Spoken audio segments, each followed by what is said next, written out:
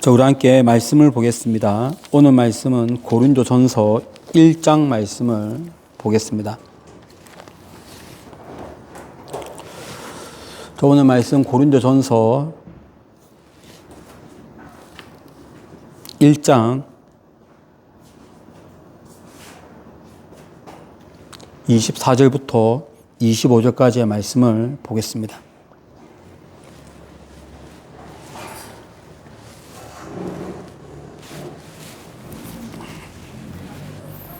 우리 다 같이 한 소리로 합독을 하겠습니다. 오직 부르심을 받은 자들에게는 유대인이나 헬라인이나 그리스도는 하나님의 능력이요 하나님의 지혜니라. 하나님의 어리석음이 사람보다 지혜롭고 하나님의 약하심이 사람보다 강하니라. 아멘.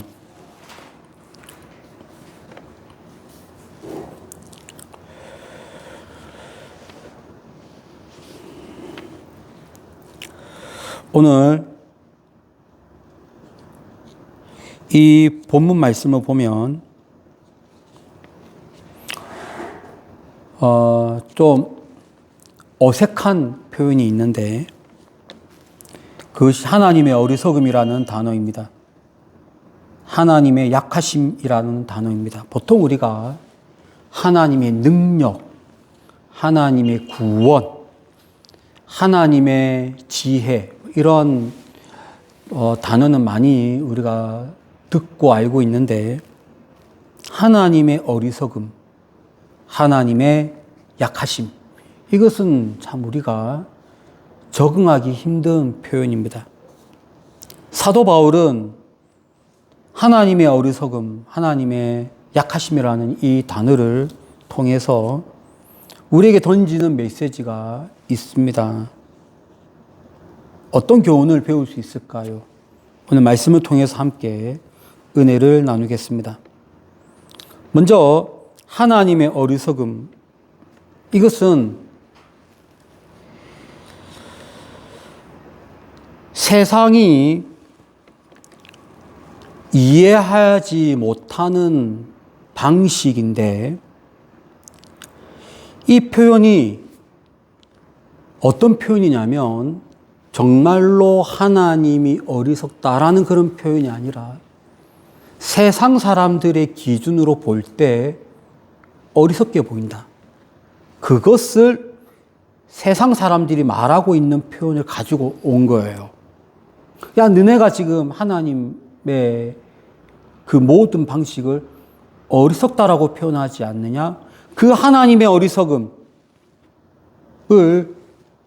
용어로 차용해 와서 쓰는 표현이에요. 그러면 그들이 생각하는 세상 사람들이 하나님의 어리석음이라고 할 때 무엇을 두고 어리석다라고 이야기하는가? 이때 이 어리석다라고 하는 단어는 미련하다, 바보스럽다라는 뜻이에요. 어떤 부분에서 세상 사람들은 하나님이 하고자 하는 그 일을 두고 어리석다, 미련하다라고 묘사를 하고 있을까요? 그것은 바로 죽음이에요. 죽음. 아니, 이 세상을 구원하는 일을 하신다는 그 하나님이 이 세상을 구원할 자로 보내신 그분을 죽게 만들어? 그런 게 어디냐. 참 미련하지. 라는 뉘앙스예요. 그러면 그들이 생각하는 이 세상을 구원하는 방식은 뭐냐면 영웅이에요. 영웅. 영웅이고 항상 모든 전쟁에서 이기는 이미지예요. 페르시아의 고레스 대왕처럼, 그리스의 알렉산더 대왕처럼, 로마의 카이사르처럼 한 영웅이지 않습니까? 영웅으로 와서 그 세 명의 공통점은 전쟁에서, 무수한 전쟁에서 계속 승리를 거둡니다. 이러한 이미지일 때 세상을 구원하지 않느냐. 그런데 이 세상을 구원하겠다는 그 분이, 메시아라는 분이 와서 죽어. 그게 얼마나 어리석냐. 그것이 이 세상 사람들의 논리인데 사도 바울은 그 표현을 갖고 오는 거예요. 너희가 말하고 있는 하나님의 그 어리석음. 그러나 그 어리석음이 사람보다 지혜롭다. 라고 하는 겁니다. 이런 표현을 이제 수사적으로 파라독스, 역설적인 표현이다라고 얘기하는 거예요. 그 사람들이 말하고 있는 표현을 가지고 와서 역으로 던지는 토론인데, 그러한 고린도 사람들, 그리스 사람들이 토론하면서 즐겨 사용했던 그러한 방식을 가지고 와서 이 복음의 위대함을 말하고 있습니다. 하나님이 그렇게 어리석어? 아니야. 하지만 너네의 관점으로 보는 그 하나님의 어리석음이 사실은 세상을 구원한다라고 하는 논리인 것입니다. 성경에는 이러한 역설적인 것이 상당히 많이 나옵니다. 이 세상 사람들은요, 노아를 되게 어리석게 보았어요. 노아가 배를 짓고 있는 장면을 보고 어리석다라고 이야기했고, 그러한 노아에게 계시를 내린 하나님을 어리석다라고 이야기했습니다. 그러나 세상 사람들이 어리석다라고 판단한 그 노아의 그 행동이 나중에는 노아와 그 가족만이 살고 나머지는 다 물에 잠겨 죽지 않습니까? 하나님의 어리석음이 사람의 웬만한 지혜보다 뛰어납니다. 모든 사람들의 지혜보다 뛰어난 것이 세상 사람들이 생각하는 그 하나님의 어리석음이라고 하는 그 부분이에요. 마찬가지로 예수님의 죽음도 그래요. 예수님의 죽음도 어떻게 보면 세상 사람들이 바라볼 때 어리석은 방법이고 바보스러운 방법이라고 생각할 수 있겠죠. 그러나 사람을 살리는 방식이 꼭 알렉산더처럼 전쟁에서 이겨야 하지만이 사람을 살립니까? 한순간은 살릴 수가 있죠. 일시적으로는 살릴 수가 있죠. 그러나 영원하지는 않습니다. 알렉산더의 그 전쟁에서 이겼다고 해서 지금 오늘날 알렉산더 대왕 때문에 막 내가 부를 누리고 가는 사람이 누가 있어요? 아무도 없습니다. 예수님께서는 비참하게 죽었어요. 그것이 어떻게 보면 어리석게 보이지만, 그러나 그 예수님께서 그렇게 죽으셨기 때문에 우리가 구원을 받은 것입니다.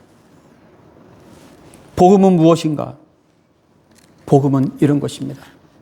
복음은 이 세상 사람들이 이해하지 못하는 방식으로 예수님이 고난을 받으시고 죽으시고 그 결과 우리에게 구원을 주시는 방식, 그것이 바로 복음이라는 것을 우리는 알아야 할 것입니다. 하나님의 약하심이라고 하는 것이 도대체 무슨 말일까요? 하나님은 약하시대요. 이것도 역시 마찬가지로 정말로 약한 것이 아니라 세상 사람들이 약하다고 보는 거예요. 무력하다라고 보는 거예요. 그러면 세상 사람들이 바라보는 무력함은 무엇일까요? 어떤 것을 보고 무력하다라고 얘기할까요? 그것은 바로 십자가예요. 십자가형을 당했다? 그 패배자들이나 받는 형벌을 예수님은 받으셨어요. 그렇게 약한 것이 어디 있나요? 세상 사람들이 바라볼 때. 그러나 우리는 알아야 돼요. 세상 사람들이 바라볼 때 하나님의 약하심이 그 어떠한 사람보다 강하다는 것을 우리는 알아야 합니다. 성경에도 숱하게 많은 예가 있지만 대표적으로 다윗과 골리앗이 있습니다. 골리앗은 강해요. 거구입니다. 창도 있고요, 칼도 있습니다. 그가 한번 휘두르면 나만할 자가 없는 그러한 강력한 힘을 갖고 있습니다. 그러나 그 앞에 서 있는 다윗은 갑옷도 입지 않고 있어요. 그에게는 칼도 없어요. 창도 없어요. 우리 일반적인 사람의 시선으로 보면 다윗이 약해요. 하지만 그 결과, 그 전쟁의 결과는 누가 이깁니까? 다윗이 이기지 않습니까? 다윗과 함께하는 하나님이 약한 분이 아니거든요. 우리의 눈으로 볼 때는, 세상 사람들 눈으로 볼 때는 그것이 약하게 보이고 모욕적으로 보여도 하나님은 강하신 분입니다. 마찬가지로 예수님의 십자가도 그렇다는 거예요. 로마의 가장 극한 형, 십자가형을 받았다고 해서 예수님이 정말 모욕적인 분이십니까? 모욕적인 형벌을 받았다고 해서 정말 그분이 모욕적입니까? 십자가형을 받았다고 해서 정말 예수님이 약하신 분입니까? 그분이 아무 말 없이 채찍을 받으시고 아무 말 없이 욕을 받으시고 그리고 죽으셨다고 해서 그분이 정말로 약하신 분이신가? 아닙니다. 그것 때문에, 그 죽음 때문에 많은 영혼이 천국으로 가는 거예요. 그것이 바로 구원입니다. 여기서 말하는 것이 바로 그것입니다. 여기서 말하고 있는 논리가 바로 그것이에요. 복음이란 무엇인가? 복음은 세상 논리가 아니죠. 복음은 세상의 가치 기준이 아닙니다. 세상의 가치 기준은 그것이 약하게 보이고 그것이 미련하게 보여도 그러나 그러한 방식으로 사람을 구원한다는 것을 우리는 알아야 하는 것입니다. 우리는 이러한 이 당시에 사람들이 바라보는 하나님의 어리석음과 하나님의 약하심으로 인해서 우리 오늘날은 구원을 받았습니다. 그 신뢰가 비단 이 설교를 듣고 있는 고린도 교회 성도들이요, 그렇게 해서 구원받은 신뢰가 또 있다는 것을 사도 바울은 계속 증거하고 있습니다. 우리 오늘 말씀에는 읽지 않았지만 다 함께 26절 말씀도 함께 합독을 하겠습니다. 26절 말씀은 지금까지 설교했던 사도 바울의 하나님의 약하심과 하나님의 어리석음의 한 증거가 됩니다. 다 함께 합독을 합니다. 형제들아, 너희를 부르심을 보라. 육체를 따라 지혜로운 자가 많지 아니하며 능한 자가 많지 아니하며 문벌 좋은 자가 많지 아니하도다. 사도 바울이 말합니다. 봐라. 지금 바로 그 증거가 너희들이지 않느냐. 하나님의 어리석음으로 십자가형을 받았고 하나님의 약하심으로 형벌을 받았던 그 예수님의 그 죽음으로 오늘날 너희들이 구원을 받지 않았느냐. 여러분, 이 말씀이 곧 오늘날 우리들의 말씀이 되기를 축복합니다. 우리들도 오늘날 구원을 받았어요. 우리들도 오늘 구원받아서 천국행을 보장받았습니다. 어떻게 우리가 구원받았는가? 십자가, 다른 사람들이 바라볼 때 모욕적이고 말도 안 되는 방식인 그 예수 그리스도의 죽음과 예수 그리스도의 십자가형으로 말미암아 오늘날 우리가 구원받았다라는 사실을 우리는 알아야 합니다. 값진 구원입니다. 예수님의 죽음으로 인한 구원이기 때문에 값진 구원입니다. 왜 사도 바울은 지금 이 고린도 성도들에게 이러한 설교를 하고 있을까요? 여러분, 참 힘든 곳이 고린도입니다. 이 고린도 도시라고 하는 곳이요, 그리스의 잘난 철학들, 이 고린도가 갖고 있는 위치하고 있는 이 지리가 풍성한 상업, 경제, 그리고 로마가 지배하면서 로마의 권위, 그 틈 안에 교회가 있는 거예요. 얼마나 교회 성도들이 힘들게 신앙생활을 할까요? 이러한 성도들에게 우리가 받은 그 구원이 얼마나 값진 거라는 것을 지금 알려주고 있는 것입니다. 이것을 알면은 어떠한 신앙생활을 하게 될까요? 흔들림이 없습니다. 로마가 어떠한 권력으로 내리찍어도 흔들림이 없는 신앙생활을 하게 될 것이며, 어떠한 철학이나 어떠한 가르침이 계속 유혹을 던진다 할지라도 그 잘난 세상의 철학과 학문이 이 복음을 비하시키고 깎아내린다 할지라도 흔들림이 없는 신앙생활을 하게 되는 것이, 그것 때문에 지금 사도 바울은 이러한 예수 그리스도의 복음에 대해서 이 성도들에게 글을 쓰고 있는 것입니다. 이러한 논리가 오늘날 우리들에게도 똑같이 있기를 축복합니다. 참 오늘날에도요, 신앙생활 하기가 참 힘든 때인 것 같습니다. 얼마나 많은 복음이 없이도 행복하게 살 수 있다라고 하는 것들이 얼마나 많은지 이 세상 사람들은 다 말하고 있어요. 그 틈에서 신앙을 지키기가 얼마나 힘들까요? 그러나 우리는 알아야 됩니다. 이 값진 죽음과 값진 십자가의 보혈로 구원받은 우리들이라는 것을 생각한다면 흔들림이 없는 신앙생활을 하게 될 줄로 믿습니다. 하나님께서 이 땅에 보내주신 예수 그리스도, 그분의 죽음, 그분이 지신 십자가, 여러분 이 안에서 늘 승리하는 여러분이 되시기를 축복합니다.